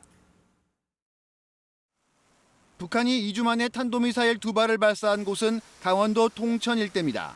군사분계선에서 북쪽으로 50km도 채 떨어지지 않은 곳입니다. 남과 북이 9.19 군사합의를 통해 설정한 해상 완충구역의 경계기도 합니다. 북한은 최근 2주간 해상 완충구역으로 잇따라 방사포 등을 쏘며 9.19 군사합의를 어겼습니다. 이번에는 탄도미사일로 유엔 안보리 결의를 위반하면서 동시에 9.19 합의도 위협했습니다. 한반도는 물론 국제사회의 평화와 안정을 해치는 중대한 도발 행위이며 유엔 안보리 결의에 대한 명백한 위반으로 이를 강력히 규탄하며 즉각 중단할 것을 촉구한다. 미사일은 동북쪽으로 약 230km를 날아 함경북도 김책시 앞바다에 무인도를 타격했습니다. 속도는 음속의 5배, 고도는 24km로 사드의 최저 요격 고도인 40km보다 낮았습니다. 패트리어3의 요격 범위에는 들어가지만 마하 5의 속도로 저고도 비행하면 요격이 어려울 수 있습니다. 2019년 8월 같은 장소에서 김정은 위원장 참관하에 시험 사격했다고 밝힌 새 무기와 비행거리, 고도, 속도가 유사한 점이 눈에 띕니다. 한국형 삼축체계인 KMD를 무력화하는 시도로 보여집니다. 탄도미사일 정점 고도가 그렇게 낮아지면 요격 고도와 시간이 짧아지기 때문에 요격에 실패할 확률이 높습니다. 호국 훈련에 이어 다음 주부터는 한미연합 공중훈련 비질런트 스톰이 5년 만에 대규모로 진행됩니다. 국가안전보장회의는 상임위원회를 열고 대륙간 탄도미사일 발사나 핵실험 등 전략적 도발 가능성을 예의주시하고 있다고 밝혔습니다. KBS 뉴스 최영윤입니다. 한국 수력 원자력이 사업 참여를 추진했던 폴란드의 첫 원자력 발전소 건설 1단계 사업자의 미국 업체인 웨스팅하우스가 선정됐습니다. 이 업체는 최근 들어서 미국 법원의 한수원을 상대로 다른 나라에 원전을 수출할 수 없도록 해달라는 소송을 제기한 바가 있습니다. 뉴욕 한보경 특파원입니다. 미국 행정부가 현지 시각 28일 폴란드 정부가 첫 원자력 발전소 건설 1단계 사업자에 미국 정부와 웨스팅하우스를 선정했다고 밝혔습니다. 크랜홈 미국 에너지 장관은 폴란드 총리로부터 미국 정부와 웨스팅하우스를 400억 달러 규모의 폴란드 원전 건설 1단계 사업자로 발표했다는 소식을 들었다고 전했습니다. 폴란드 총리도 트위터를 통해 이 같은 사실을 공식화했습니다. 크랜홈 미국 에너지 장관은 폴란드 정부의 이번 결정은 대서양 동맹이 러시아의 에너지 무기화에 대항하는 데 하나로 뭉쳐 있다는 것을 보여주는 선명한 메시지라며 에너지 안보에 있어 양국 공조는 더욱 공고할 것이라고 강조했습니다. I think it sends a clear message to Russia that the Atlantic Alliance stands together to diversify our energy supply, to strengthen climate cooperation, and to resist Russian weaponization of energy. 폴란드 신규 원전 사업은 6에서 9기가와트 규모의 가압 경수로 6기를 건설하는 사업으로 한국 수력 원자력, 미국 웨스팅하우스, 프랑스 EDF 등 3곳이 제안서를 제출한 바 있습니다. 한수원은 일단 고배를 마시게 됐는데 이번에 선정된 미국 원전기업 웨스팅하우스는 현지 시각 지난 21일 워싱턴 DC 연방지방법원에 한국 수력 원자력과 한국전력을 상대로 소송을 제기한 바 있습니다. 소송의 핵심 내용은 APR 1400으로 알려진 한국의 원전 건설 기술 기반이 자신들에게 있다며 한수원 등이 해외 원전 건설 수주에 나설 경우 미국 정부 허가를 받도록 한 원자력 에너지법을 적용해야 한다는 겁니다. 웨스팅하우스 협력 없이는 한국은 원전을 수출할 수 없다는 이른바 수출 통제가 골자입니다. 이 같은 소송을 제기한 직후 폴란드가 웨스팅하우스를 자국 원전 개발 업체로 선정하면서 이 소송 타격이 현실화되고 있다는 분석이 나오고 있습니다. 뉴욕에서 KBS 뉴스 한보경입니다. 미국 중간선거가 열흘가량 남은 가운데 낸시 펠로시 미 하원 의장 집에 괴한이 침입해서 펠로시 의장의 남편을 둔기로 공격했습니다. 경찰은 범인이 펠로시 의장을 노리고 침입한 것으로 보고 범행의 동기를 조사하고 있습니다. 워싱턴 김양순 특파원입니다. 현지 시각 28일 새벽 2시 반 미국 캘리포니아 샌프란시스코에 있는 낸시 펠로시 미 하원 의장의 집에 괴한이 침입했습니다. 당시 자택을 순찰하던 경찰이 범행 현장을 맞닥뜨렸습니다. Special Code Medic 66, this is Code 3. count is A2. 경찰은 현장에서 한 남성이 펠로시 의장의 남편과 둔기를 사이에 두고 몸싸움을 벌이다 둔기를 빼앗더니 펠로시 의장 남편의 머리 등을 가격했다고 밝혔습니다. 올해 82인 폴 펠로시는 곧바로 병원으로 옮겨져 치료 중입니다. The suspect pulled the hammer away from Mr. Pelosi and violently assaulted him with it. Our officers immediately tackled the suspect, disarmed him, took him into custody. 경찰은 범인이 42살 남성으로 한밤중 펠로시 의장의 집 창문을 둔기로 깨고 침입했다고 밝혔습니다. 이어 집안에서 펠로시 이름을 부르며 찾아다니다 남편을 만나자 공격한 것으로 보고 하원 의장을 표적으로 한 의도적 범행으로 보고 있습니다. 당시 펠로시 의장은 워싱턴 DC에 머물고 있어 공격을 피할 수 있었습니다. We are working closely with them right now with respect to the investigation and will proceed with the appropriate charges as things unfold, as well as work with the U.S. Attorney's Office and our federal partners.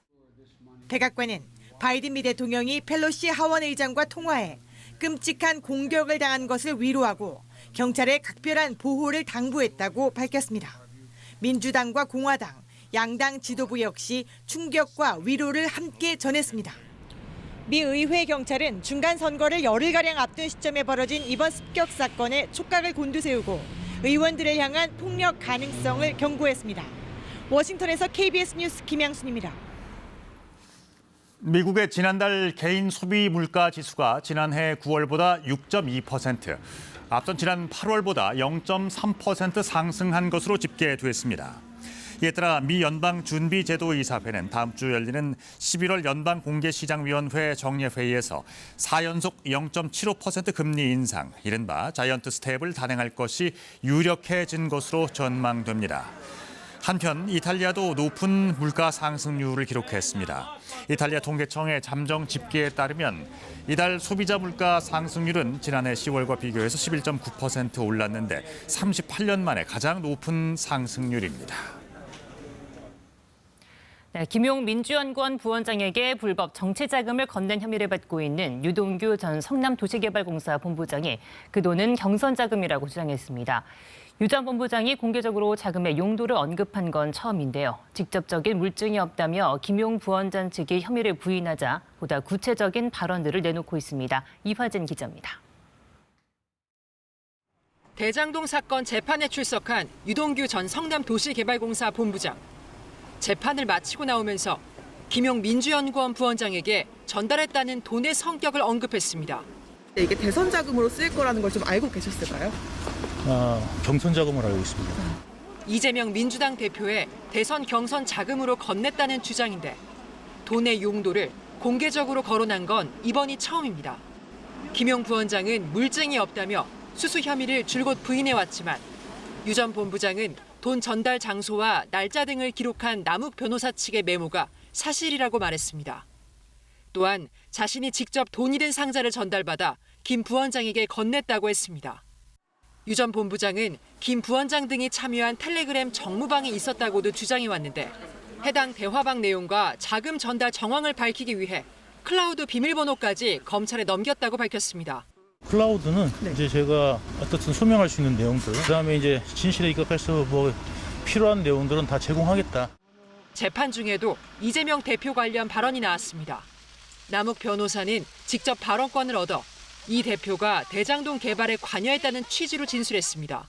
남욱이 있으면 사업권을 주지 않겠다고 이재명이 말했다. 2014년 말 김만배 씨로부터 이런 얘기를 들었다는 겁니다.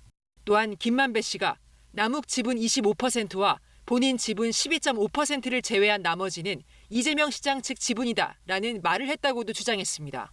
하지만 같은 재판에 증인으로 출석한 정영학 회계사는 사업권과 관련해 이재명 대표 이야기는 들은 적이 없고 기억이 나지 않는다고 했습니다.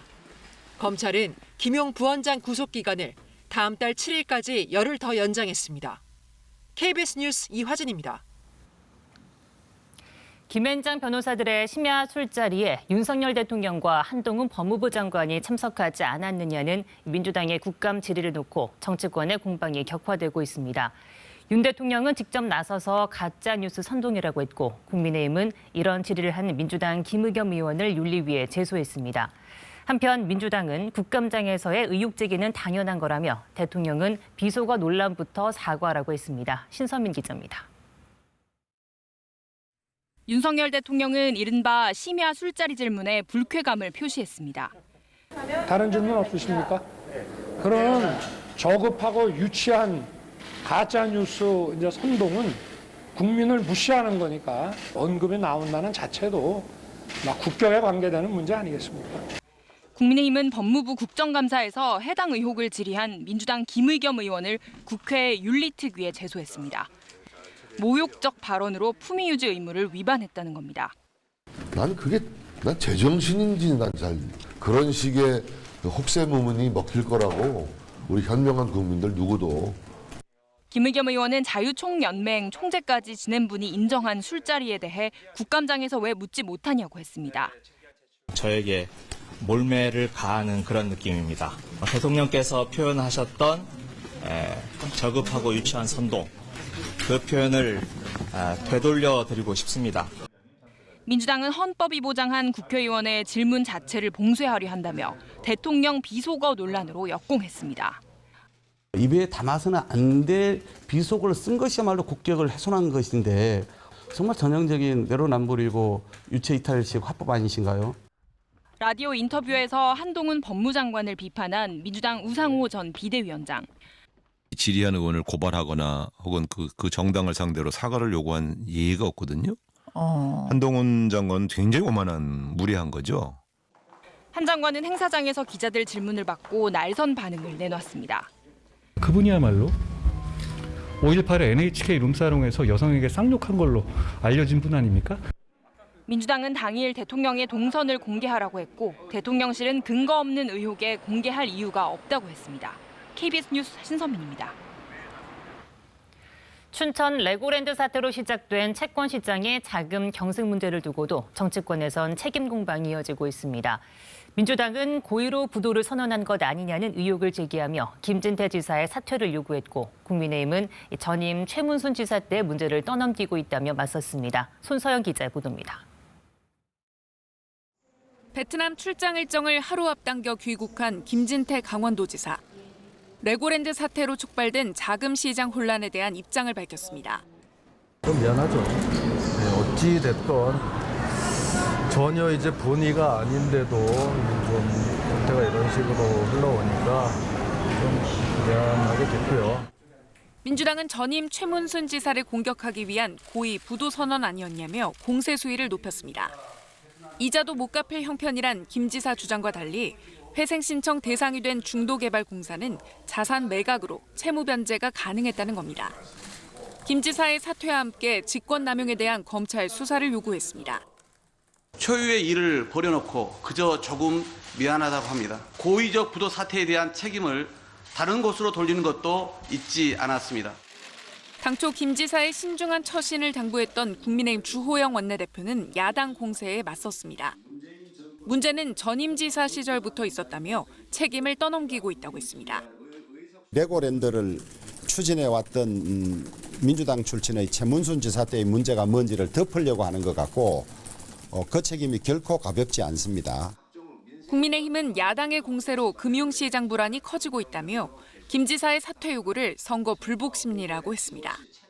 하지만 여권 내에서도 정부 대응이 미흡했다는 지적이 나왔습니다. 한편 강원도는 입장문을 내고 고의로 부도를 선언했다는 민주당 주장을 반박했습니다. 민주당은 다음 주 현장 방문에 이어 국정조사까지 추진하는 반면 국민의힘은 이재명 수사에 대한 국면 전환용이라고 맞서면서 레고랜드 대치 국면은 장기화될 조짐입니다. KBS 뉴스 손서영입니다.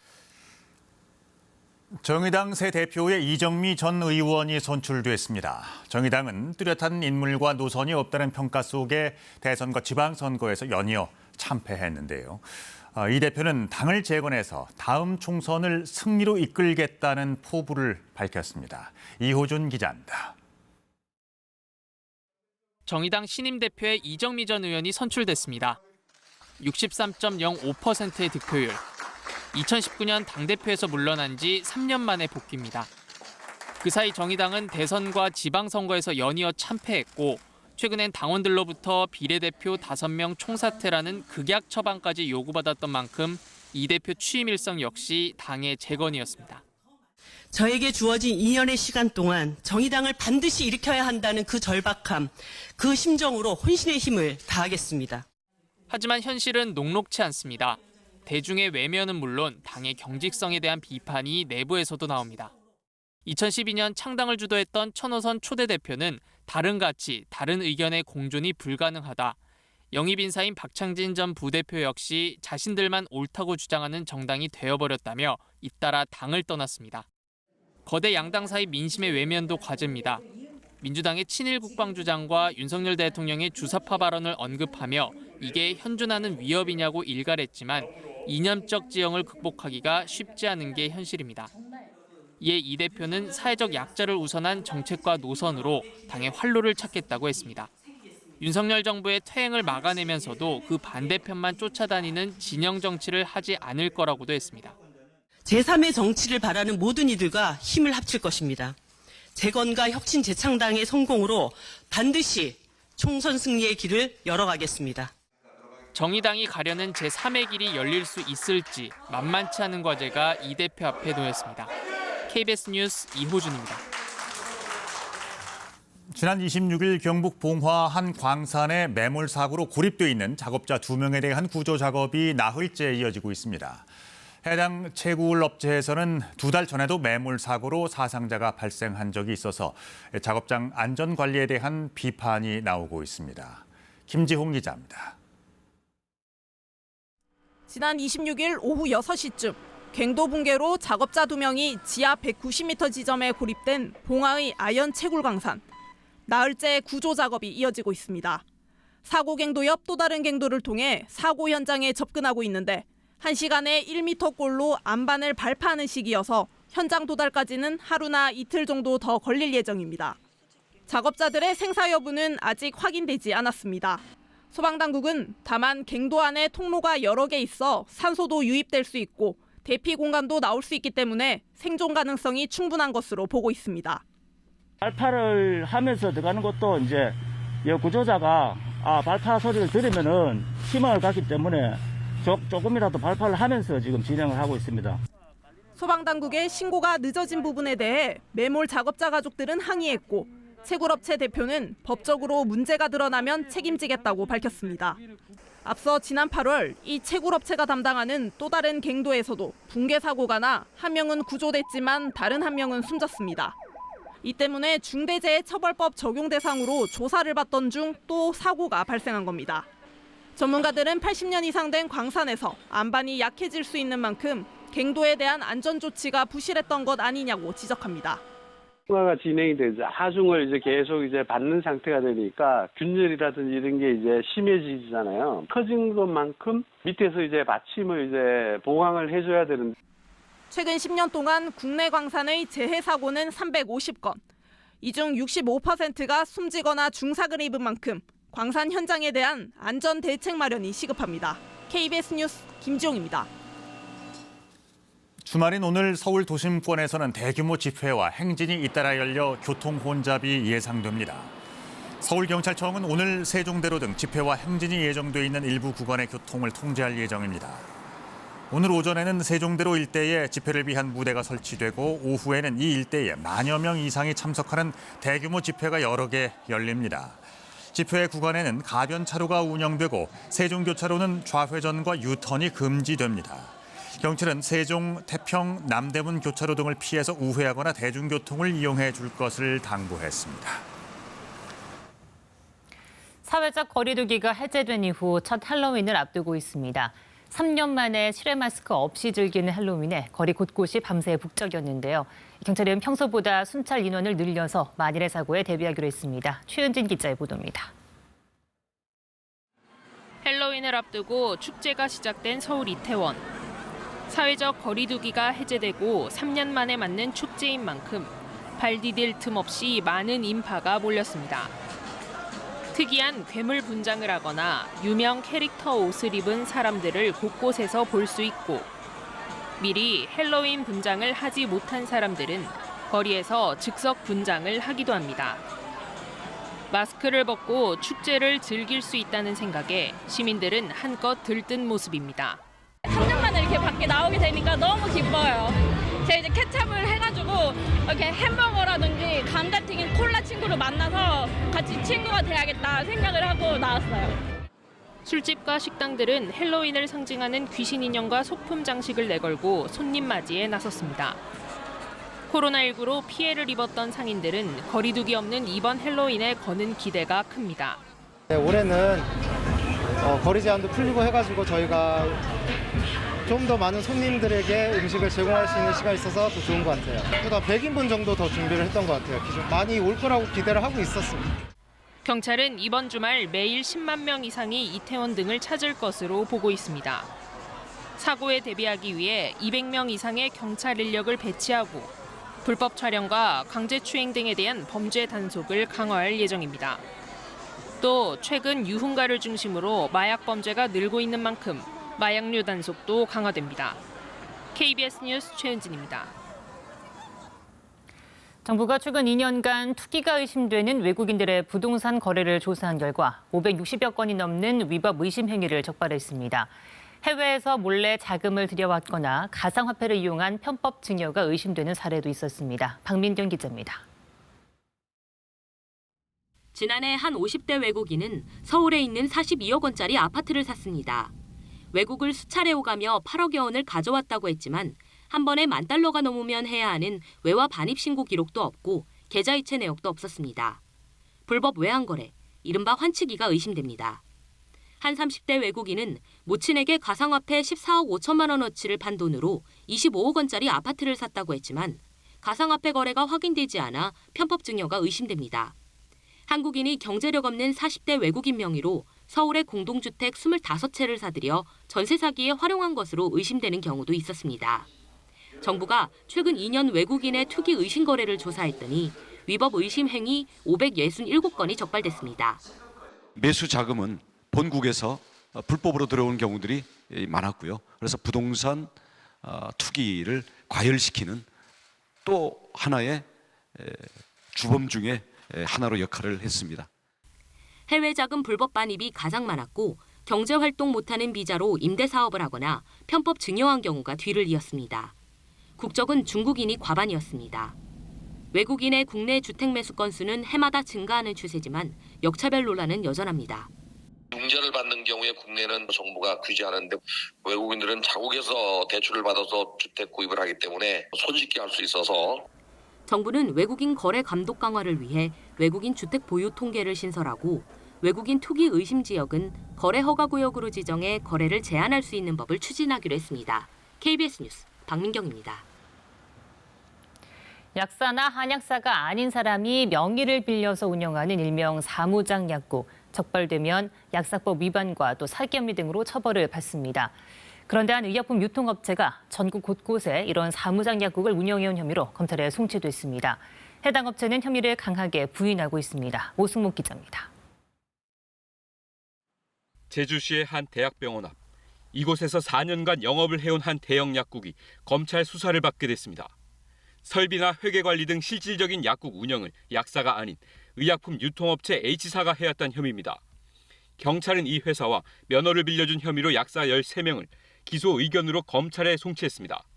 그쪽에 이제 도매에서 물건을 좀 갖다 쓰고 있어서 바로 옆에 있는 다른 대형 약국도 H사가 운영해온 것으로 알려졌습니다. 그냥 그거에 대해서는 저희가 말씀을 못 드릴 것 같습니다.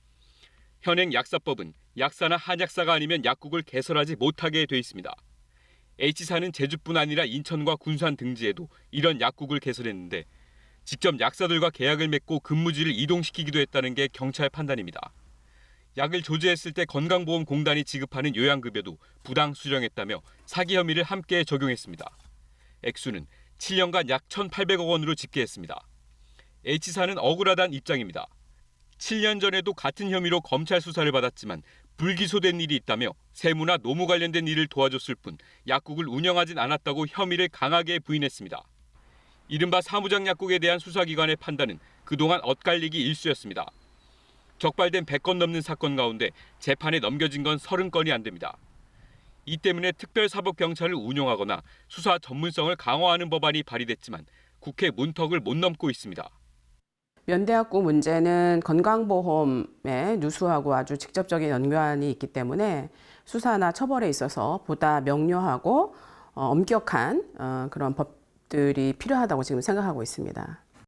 건강보험공단은 한 해 사무장 약국으로 빠져나가는 요양급여액이 약 600억 원대에 이를 것으로 추산하고 있습니다. KBS 뉴스 오승목입니다. 필리핀 남부 지역에 홍수와 산사태가 일어나 최소 67명이 숨졌습니다. AP와 로이터 통신 등에 따르면 현재 시각으로 어제 필리핀 남부 민다나오섬 마긴다나오주에 제22호 태풍 날개 영향으로 폭우가 쏟아져 홍수와 산사태가 잇따랐습니다. 이로 인해 최소 67명이 숨졌으며 주민 약 6만 7천 명이 침수 등의 피해를 본 것으로 집계됐습니다.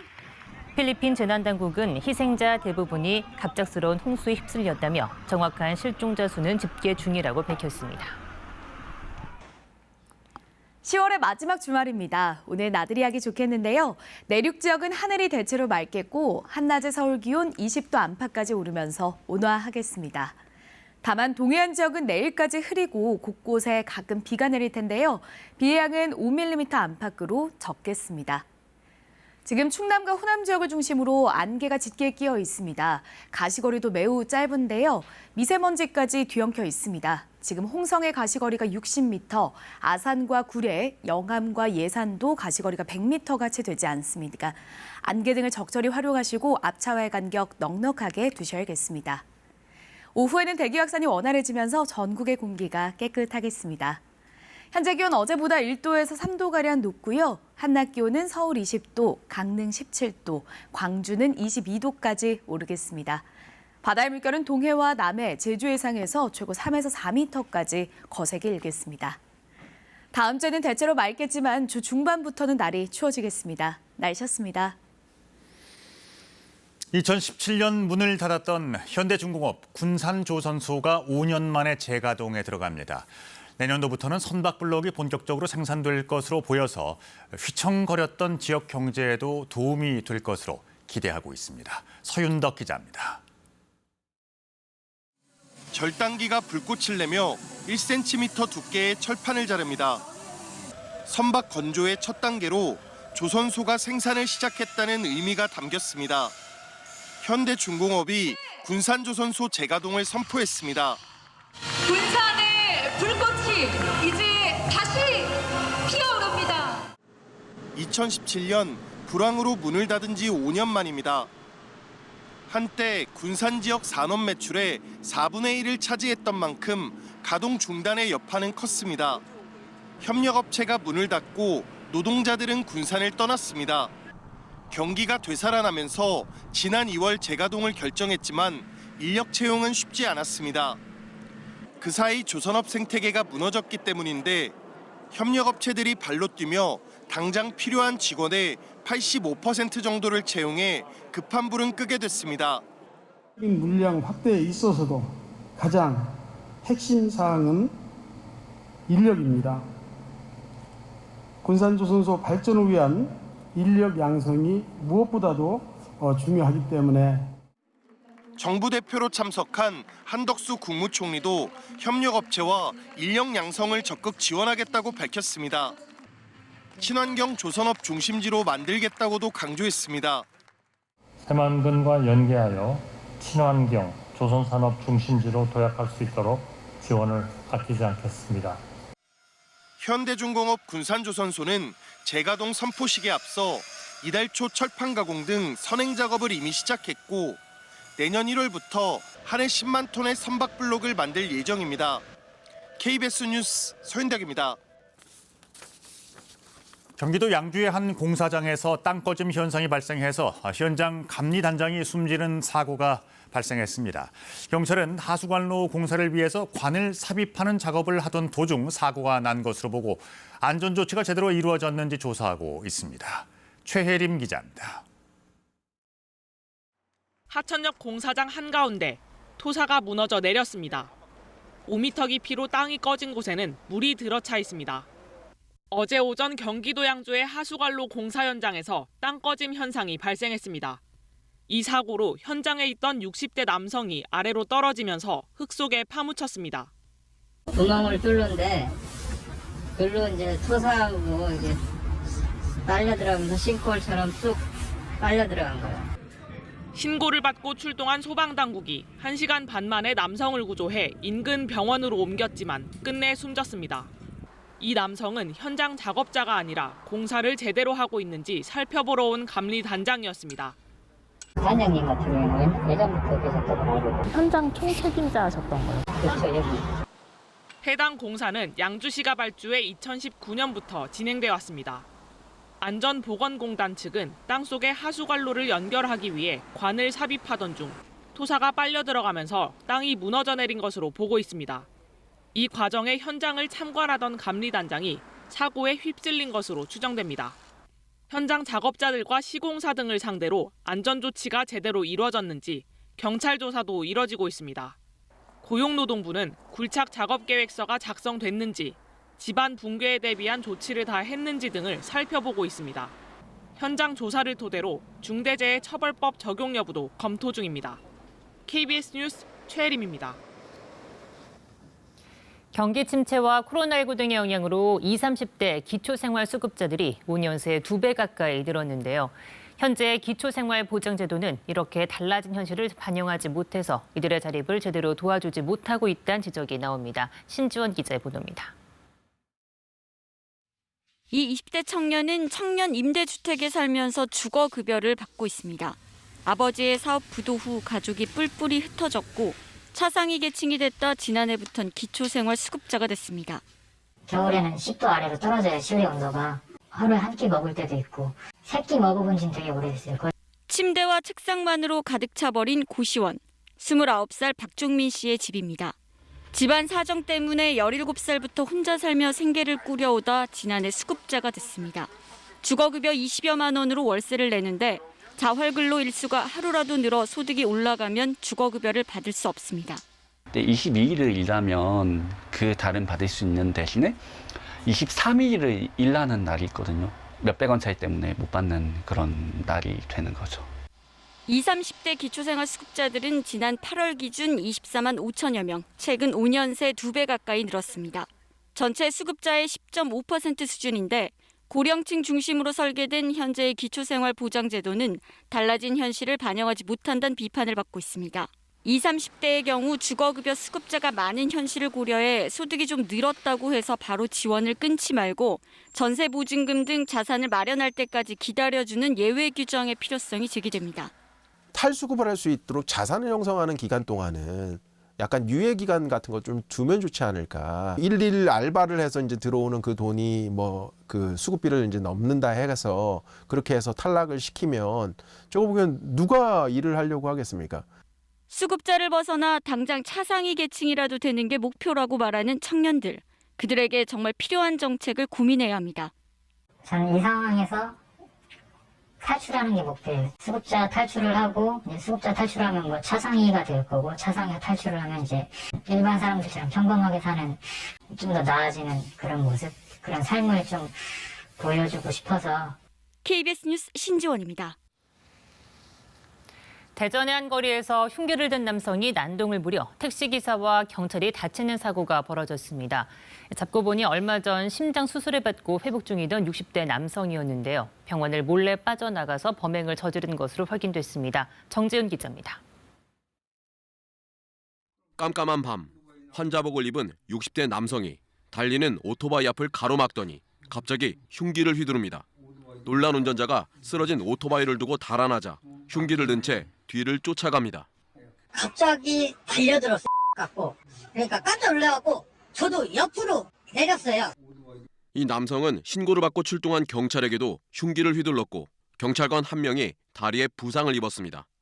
밤늦은 시각 1시간 넘게 난동을 부린 이 남성은 결국 경찰이 쏜 테이저건을 맞고 붙잡혔습니다. 그런데 잡고 보니 지난 24일 대전의 한 대학병원에서 심장 수술을 받은 60대 환자였습니다.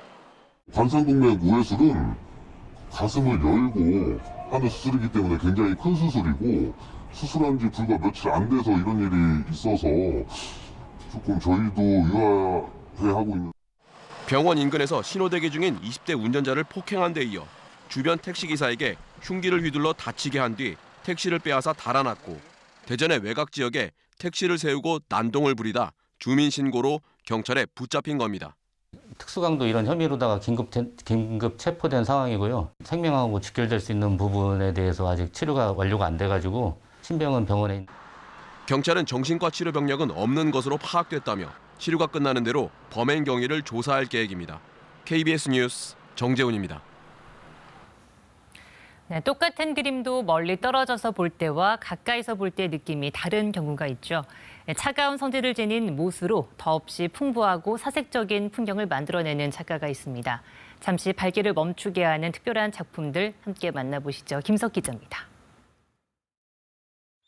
울창한 원시림 한가운데 들어와 있는 것 같은 청량한 기분.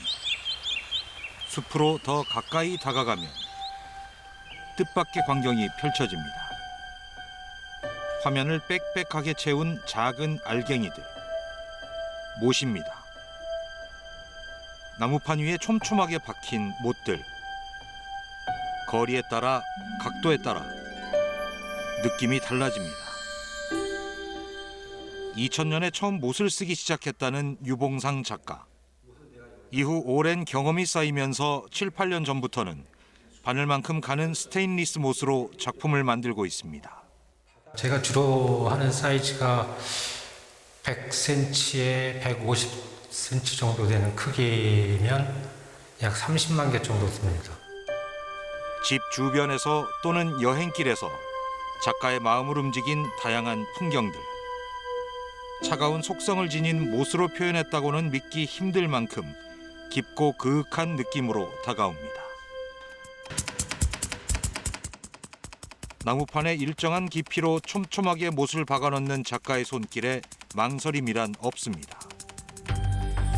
그렇게 만들어진 바탕 위에 인물이 떠오르기도 하고 작은 활자로 빼곡한 책도 새 생명을 얻습니다. 자의 취향에 따라서 구조가 궁금한 분은 옆에서 보실 것이고 이미지가 중요한 분은 앞에서 보실 것이고 자기가 편하게 느끼는 대로 바라보셨으면 좋겠습니다. 전통적인 회화를 넘어선 독창적인 작품들. 작품 앞에서 잠시 멈춰가는 사색의 시간을 선사합니다. KBS 뉴스 김석입니다. 이어서 한국도로공사 연결해 주말 아침 교통 상황 알아보겠습니다. 네, 오늘 고속도로 정체 일찍 시작됐고요. 정체가 길어지는 속도도 빠릅니다. 중부선 남이 쪽으로는 경기권이 어려운데 하남과 호법 일대 지나기가 답답하고요. 경부선도 이제 부산 쪽으로 경기권과 충청권 곳곳에서 정체 시작됐습니다. 먼저 수원과 오산을 중심으로 막혔다가 충청권 진입해서는 천안 일대 지나기 더 어려워졌습니다. 이제 망양 휴게소부터 목천까지 꽉 막혀 있고요. 서해안선 타고 목포 쪽으로 이동하시더라도 비봉부터 화성 휴게소까지 밀리고 서평택과 서해대교 사이로도 다시 한번 속도가 내려갑니다. 강원 지역으로 향하는 정체가 일찌감치 시작됐는데 이제 영동선 강릉 쪽 신갈부터 양지터널까지 54분이나 소요되고요. 서울 양양선 양양 쪽으로는 남양주 요금소와 화도 사이 긴 정체가 꾸준합니다. 안전띠 착용 잘해주시고요. 고속도로 교통방송이었습니다.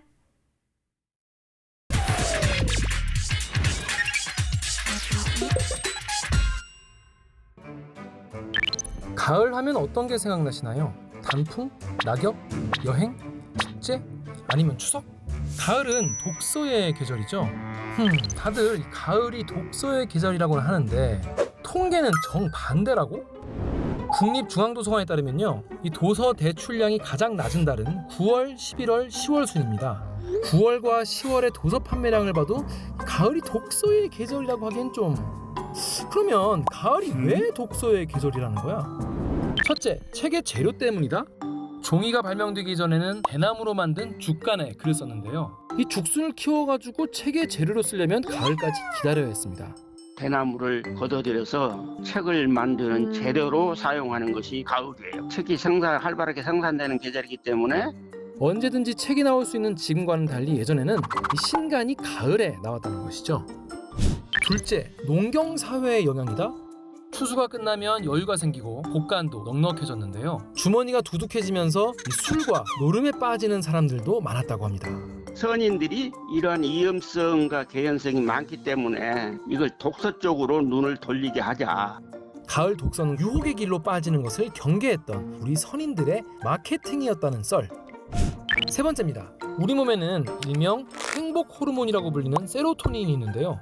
가을이 돼서 일조량이 적어지면서 세로토닌의 분비도 줄어들어서 차분한 상태, 그러니까 책 읽기 좋은 상태가 된다고 할 수 있죠. 더위도 한층 꺾이고 선선한 바람도 부는 계절인 만큼 이 햇살, 온도, 습도 모두 책 읽기에 적당하다는 거겠죠.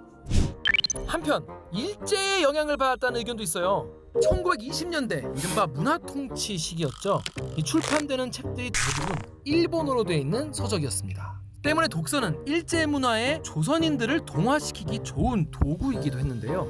그래서 일제가 가을을 독서 주간으로 정하고 대부분의 독서 행사를 모두 가을에 열었습니다. 농사가 바쁜 시기에는 한창 일을 해야 되니까 추수가 끝난 후에 독서를 권장했던 것이죠. 일본어를 익힐 수 있는 기회를 주는 것이 독서 운동의 일환이었어요. 그때 일본 역사서 위주로 권장이 되는 것이죠. 일부러 가을은 신량한 바람이 불어오니까 독서하기 좋다. 이렇게 위장된 독서 운동으로 시작된 부정적인 측면이 있다. 이거 다 그럴싸한데? 꼭 어느 시기가 독서의 계절이다 이런 거는 의미가 없었던 것 같습니다. 독자들한테 책을 읽게 하기 위해서 가을은 독서의 계절, 낭만의 계절에 책을 읽자 그런 의미에서 독서를 좀 강조했던 것 같습니다.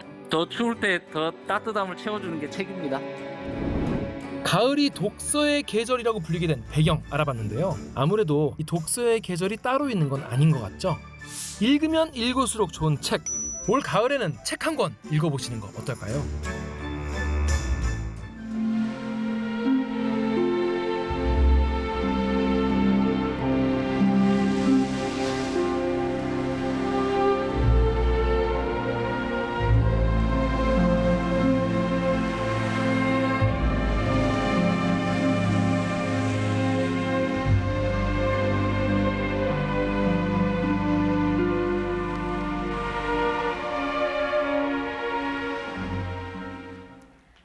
마지막 주말 단풍도 절정에 달하고 있습니다. 오늘 나들이 하기 좋겠는데요. 오늘과 내일 내륙 지역은 하늘빛이 대체로 맑겠고요. 서울의 낮 기온은 20도 안팎으로 평년 기온을 웃돌면서 온화하겠습니다. 다만 동해안 지역은 내일까지 흐리겠고 가끔 비가 내리겠습니다. 비의 양은 5mm 안팎으로 적겠습니다.